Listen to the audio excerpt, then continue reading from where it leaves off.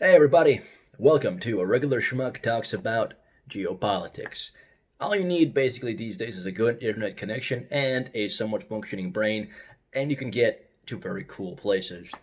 Now, I've been talking about Iran, and I also meant to talk about the coronavirus in my last video, but didn't get to it. I have to clarify about when I said, oh, I'm a Russian and as a Russian, because I failed to mention the following, which is, as a Russian, it's incredibly uncomfortable to comment on politics because there's always a suspicion that you have this bias or you might be some kind of plant, especially with the kind of weird, hyperbolic Cold War 2.0 atmosphere we've got going on. I honestly don't even need to mention the fact that I'm Russian. I've been in this country since I was 8 years old, and if you talk to me, you would never ever guess that I'm a foreigner. You might think I'm a Yankee if you're in the South because I have that background of hard consonants, so I don't have the drawl. But you know, very much an American. I'm a United States naturalized citizen, and I feel it incumbent to bring all of my areas of expertise together to the forefront, or at least not really areas of expertise, but my acquaintance with various cultures that I have in my background, in the interest of promoting peace and prosperity in the world. I think every citizen should be trying to do that. You don't necessarily have to be a babbling asshole on YouTube, but that's one of the avenues I'm taking. So hopefully it brings some good. Um, Now, moving right along. So, the coronavirus, I was just listening to Ron Paul talk. Ron Paul is a senator who ran for president a few times, or he might have been a congressman. He was some kind of like higher level political figure, but you know him as a libertarian candidate who ran for president a few times unsuccessfully, and he's also a physician. And so he commented on the coronavirus in a recent video he uploaded. And this is the thing that he basically said, which is what I had come to understand, which is this is a little bit overblown. The flu is actually still kind of more dangerous. And while you should take precautions, especially if you're in areas that are affected or you live in these international hubs where there's a lot of foreigners coming in and out, really, a lot of the hype around it is political. And I don't really see a problem with this analysis. It needs to be brought to the forefront, as even on alternative media, I see people jumping on, hey, China is bad and they're hiding things, which I'm sure they probably are hiding some aspects of what's going on. I wouldn't put it past the Chinese, just like I wouldn't put it past our government. Probably the Chinese even more so because it's a little bit more of a totalitarian, wacky system. But what happens is you have people that are rhetoricians and they take some kind of stance, like, oh well, I'm a liberal, or in the words of Carl Benjamin, aka Sargon of Akkad, I'm a liberalist, etc. Or Tim Pool's, I'm a left wing something or other, and they start to view the world through this lens. And it's fine to have a lens. It's actually essential because you have to follow your principles.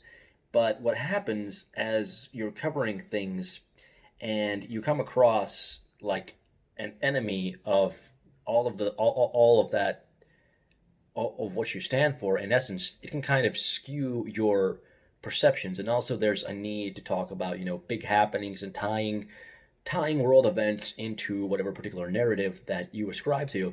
And we have what we see, a panic and a hyperbolization of things. I'm not saying anything new.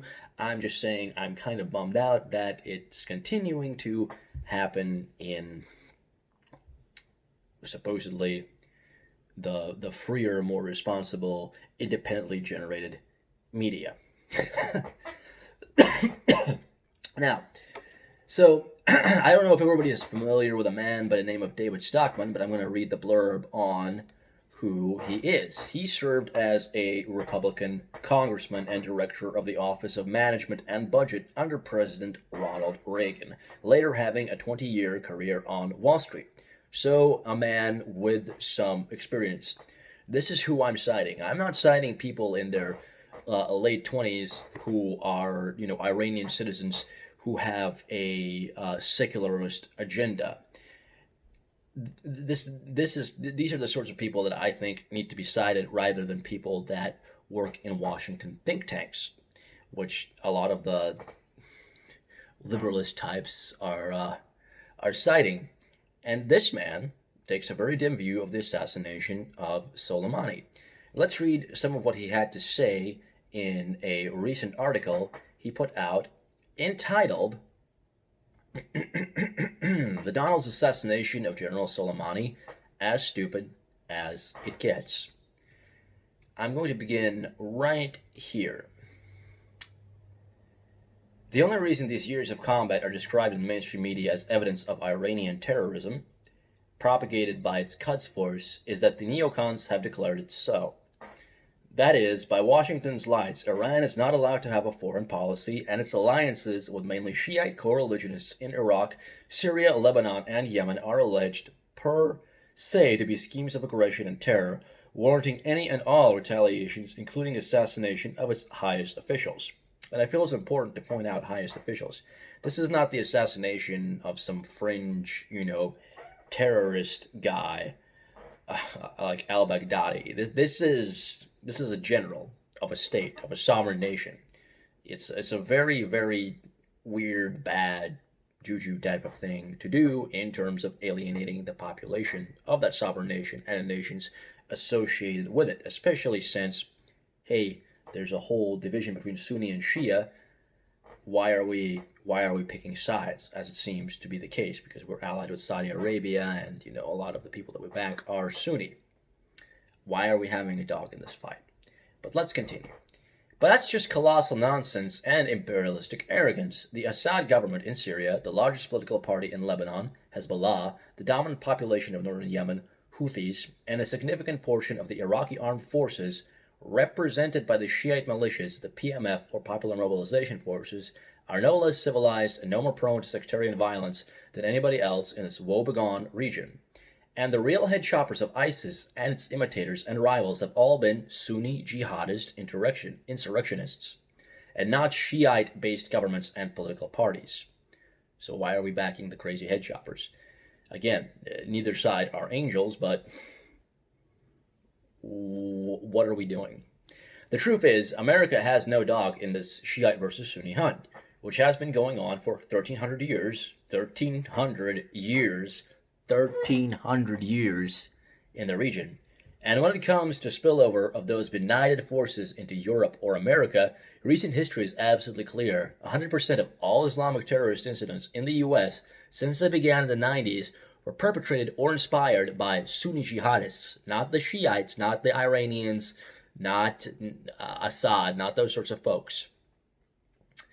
So, we need to be direct. The aggression in the Persian Gulf region during the last 3 decades has originated in the Washington, D.C. nest of neocon vipers and among Bibi Netanyahu's proxies, collaborators, and assigns who rule the roost in the imperial city and among both political parties. And the motivating force has all along been the malicious quest for regime change, first in Iraq and then in Syria and Iran. And we've seen all of this regime change stuff before with the Iraq war, as he just stated. That this to me is deja vu. It's just over and over and over again of the same thing, ascribing to the domino theory of warfare. And I guess the only thing that I can do is continue to point this out, as Ron Paul is pointing it out, as this gentleman who was in the Reagan administration is pointing out, as Tucker Carlson is pointing out, as Tulsi Gabbard is pointing out. There's this cloud of witnesses that have expertise, that are soldiers and Congress people and pundits,